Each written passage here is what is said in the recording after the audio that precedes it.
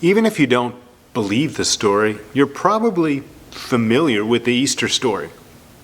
Even if you're a little skeptical about whether it could have happened, you're probably still familiar with the Easter story. Even if you want to believe that it's true, but you're kind of struggling to believe that the Easter story offers you something today, you're probably familiar with the Easter story. Jesus died on a cross, was buried in a borrowed grave that was then sealed tight and guarded by soldiers so that no one could get out or in. But then early Sunday morning, Jesus did get out because Jesus did what he said he would. He came back to life. That's the Easter story in a nutshell. Could it happen? Does it matter? And if it did, and if it does it still matter today? Well, consider this. Even if you know the story well and believe that it's all true, you still need to hear that Easter story again and again and again, year after year after year, because so much of the time, too much of the time, life is hard. And it's often confusing, and sometimes it leaves you a little broken.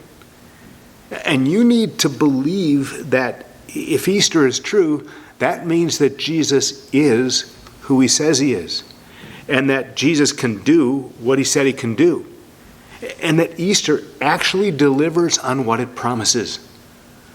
Life, new life, restored life. Life from places of death and sadness and despair. You need to discover that Easter is hope for the hope-starved, and joy for the broken and the brokenhearted, and peace for the weary, and victory for the defeated, and mercy for the messed up. Now, can Easter deliver all of that? Can it do that? Can it do it even today?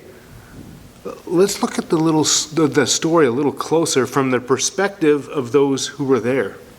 Now, I'm reading from sections from John's book in chapter 20, and he was one of those who was there and saw all this and experienced all this. So let's get into it, starting with Mary Magdalene. Verse 1 of chapter 20. Early on the first day of the week, while it was still dark, Mary Magdalene went to the tomb and saw that the stone had been removed from the entrance. So she came running to Simon Peter and the other disciple, the one Jesus loved, and said, "They have taken the Lord out of the tomb, and we don't know where they have put him." So Mary went to Jesus' grave, and when she got there, she saw that the stone had been rolled away. But what didn't she see? She didn't see Jesus' body, because the grave was empty. Next, Peter and John. Verse 3, so Peter and the other disciple started for the tomb. Both were running, but the other disciple outran Peter and reached the tomb first. He bent over and looked in at the strips of linen lying there, but did not go in. So what did John see? The other one who got there first? Well, he was too scared to go in, but John peered into the grave from the edge, and he saw that the cloth of Jesus' body that he was wrapped in was lying there. But what didn't he see? He didn't see Jesus' body. Again, because the grave is empty. Then there's Peter. Verse 6, then Simon Peter came along behind him and went straight into the tomb. He saw the strips of linen lying there, as well as the cloth that had been wrapped around Jesus' head. The cloth was still lying in its place, separate from the linen. Now Peter was slower than John, but also bolder. And so when he got there, he went right into the tomb to see what had happened and to check out the situation. And what Peter saw there was the same thing that John did. Grave clothes, lying there, neatly folded. But what didn't he see? He didn't see Jesus' body. Again, because the grave that Jesus had been placed in was empty. Conclusion? From 3 separate eyewitnesses, the grave that a very dead Jesus had been laid in was now empty. The body of Jesus was nowhere to be found. The tomb being empty, well, that's a fact. What to make of it? Well, that they still didn't quite understand.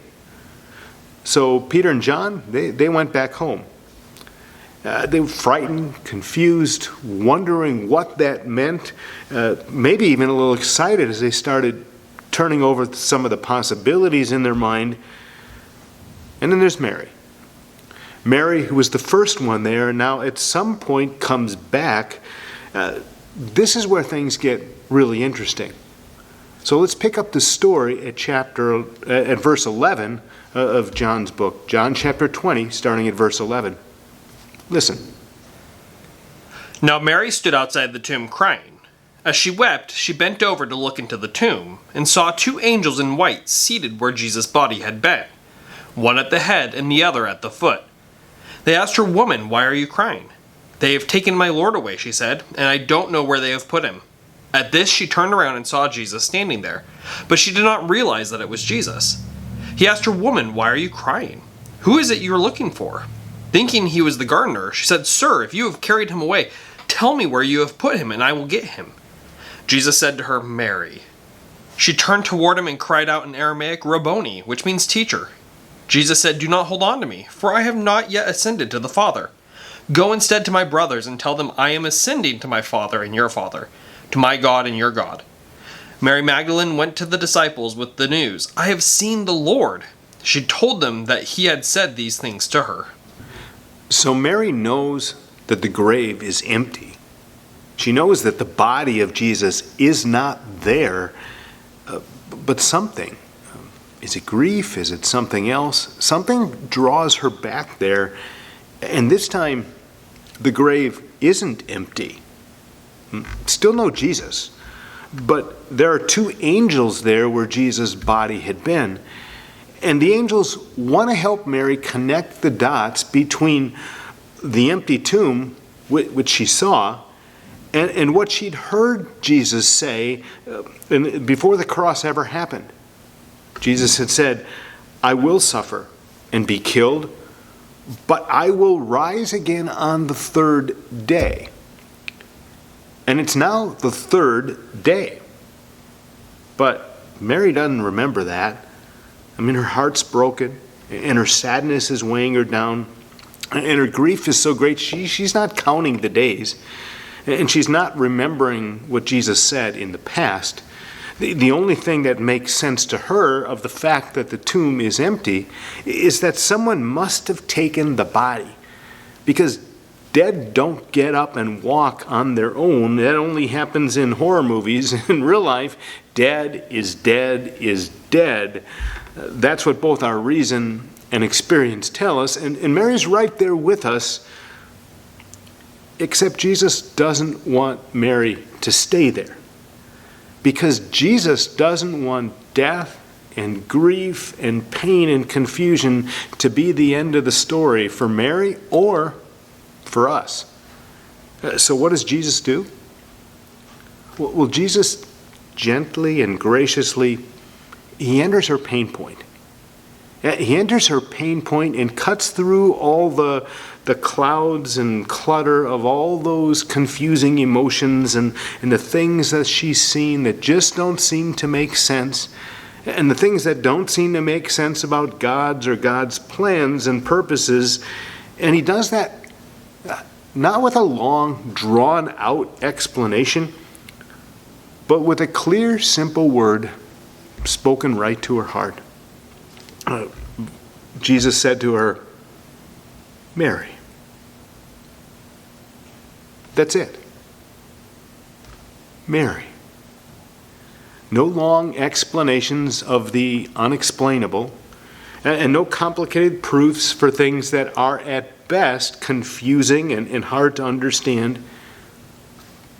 Just a word, a personal word, a word that reminds her of the relationship, reminds her of who he is, of what he's done for her, and how his grace and mercy and love made such a big difference in her life. The relationship, the reminder of Jesus' love and his trustworthiness, and of his words, which always end up coming true. See, Mary still didn't understand everything, but that word was enough for Mary to see things more clearly than she had at the beginning. See, now she sees that the grave wasn't just empty. She sees that Jesus was actually alive again. Here's what she reports, verse 18. Mary Magdalene went to the disciples with the news, "I have seen the Lord." At the beginning of the day, there was just confusion. Nothing made sense about life. Nothing made sense about what they saw. Nothing made sense about what God was up to. But when Jesus, with a word, reminded Mary of the relationship, then that confusion turned to a sure and certain conviction. Jesus is alive, which means that Jesus has defeated death. And because Jesus has defeated death, well, so can we. That's his promise. That's his commitment. We have his word on it here. Here's some of those words. Jesus said, "I am the resurrection and the life. Whoever believes in me, even though he die, yet shall he live." Jesus also said, as John records it, "Because I live, you will live also." Which means that one day, when Jesus comes to take us home, our graves will be empty too. And our death will be undone because Jesus didn't just conquer death for himself. Jesus defeated death for us. And that is something that we can look forward to. But aren't you dying to live now? Dying to get some wins? Dying to find a little hope and peace and joy in a world where, well, it's confusing at best and messed up at its worst? Not just the world in general, but your personal life in particular. And all the confusing and messed up and depressing stuff that you're dealing with. Aren't you dying to live now? And to get some wins now? And to have Easter mean more than just something in a future time frame or a once-a-year religious high as you make some Easter celebration. So if you're dying to live now, then why isn't it happening? Why isn't it happening more? I think perhaps in part it might be because you're trying to do it yourself. You're trying to do it yourself, trying to turn your death into semblance of life all by yourself rather than letting Jesus take over and do what he does best, bring life into places of death. And it also might be perhaps because in part, sometimes it seems we're often content to see the results of our fallen condition as normal rather than looking for better alternatives. So when Satan whispers, "Hey, sin is fun. That's really living," well, we believe it. Especially when there might be some immediate feel-good moment, and at that moment it seems as if we really are living until we discover that actions have consequences, and that the messes that come as the consequences of our choices often are not so easily undone. And is that really living, moving from one mess to another? Or are you dying for something better, something more? And then there's our fears, and perhaps that plays into it too. Our fears of failing, fears of not having enough, fears of not mattering, fears of missing out, fears of not being in control, fears for our future and for the sort of future we'll be leaving for our kids. Fear, worry, that's pretty normal life experience too, but is living in fear and worry really living? I mean, when's the last time you said, "Oh, my fears are really putting a bounce in my step"? Or, "Thank God for my pessimism. I am so much better for seeing the downside of everything." Or, I'm going to lose my health if I don't start worrying more." Right? You don't say that, do you? Because it's not true. I mean, wouldn't you really be living if you could figure out how to be worrying less? And aren't you dying for a life where sorrow and sadness doesn't seem to fill your every moment of every day?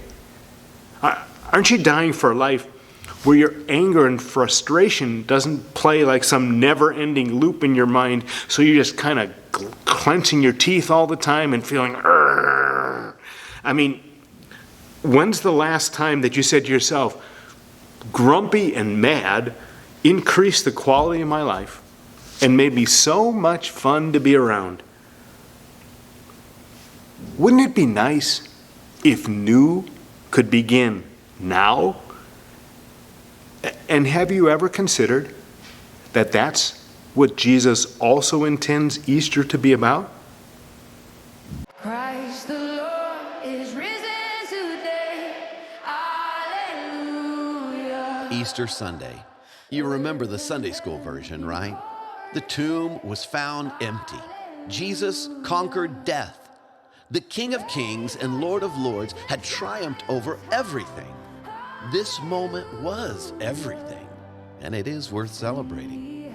But at the time, not everyone was rejoicing. In the hours and days following the resurrection, some people were having a hard time grasping the reality. Mary, she was found weeping at the empty tomb, afraid Jesus had been stolen. The disciples, they weren't out in the streets shouting the good news. They were holed up in a room, hiding out, afraid.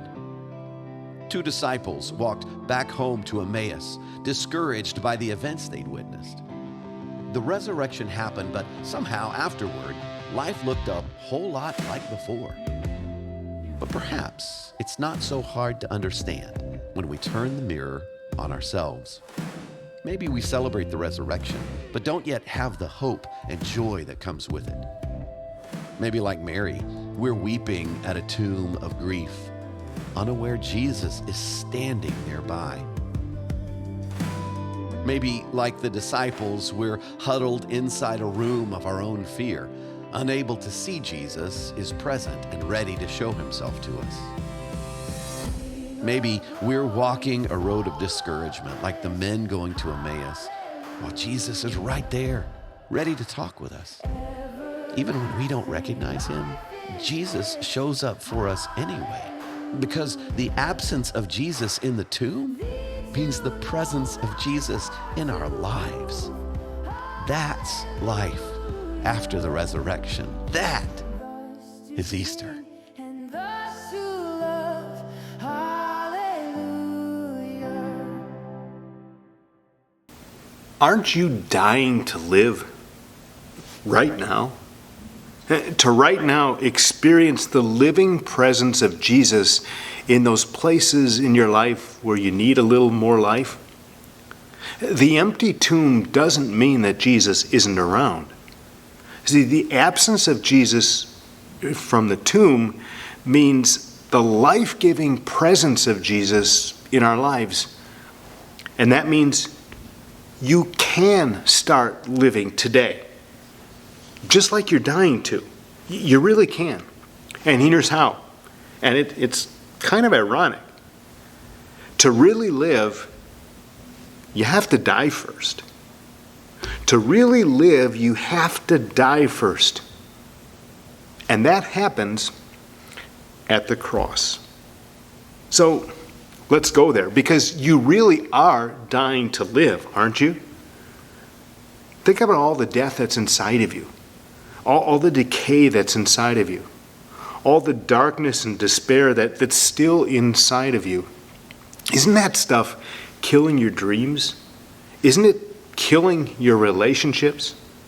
Isn't it killing your joy? And isn't it slowly sucking the life out of you?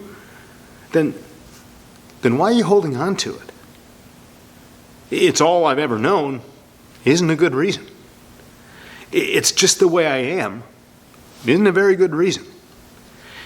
I've gotten used to it isn't a very good reason.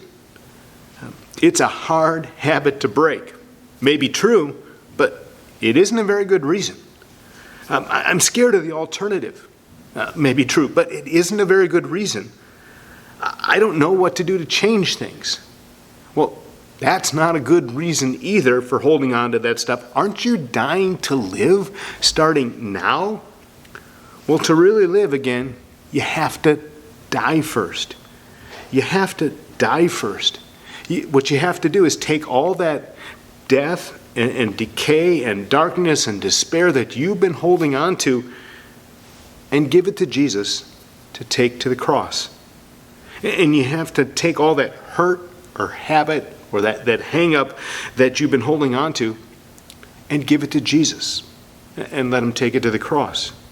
And you need to take that sin and sorrow and shame that you can't seem to let go of and give it to Jesus. Give it to Jesus and let Jesus put all that ugly, messy stuff to death at the cross. See, at the cross, you die to self. At the cross, you die to sin. At the cross, you surrender your life. And it's when you do that, finally, that you really start to live. Because when you bring all that stuff to the cross and surrender your life to Jesus, the old you dies. The old you and all that cruddy stuff that stuck with it dies. But then Jesus makes you alive again. Here's a Bible on that. Galatians chapter 2, verse 20. My old self has been crucified with Christ. It is no longer I who live, but Christ lives in me. Christ now lives in me, which means I cannot be destroyed by death. Jesus wasn't. And it means that I can find peace and joy and contentment and little victories, even when circumstances aren't perfect, just like Jesus did. Now, it's not a pain-free life or a problem-free life. Jesus himself told his disciples, here's the quote, "In this world you will have trouble." That's a true statement, isn't it? But Jesus continued without a break, "In this world you will have trouble, but fear not, for I have overcome the world." I have overcome the world, Jesus says. And there's a pretty good exclamation point on that one, isn't it? Jesus lives. And because Jesus lives, not only can we live too, we can have life too. We live with him forever in heaven? Certainly. That's a guarantee for anyone who believes in Jesus. But also, we can have new life right now. You really can start living today.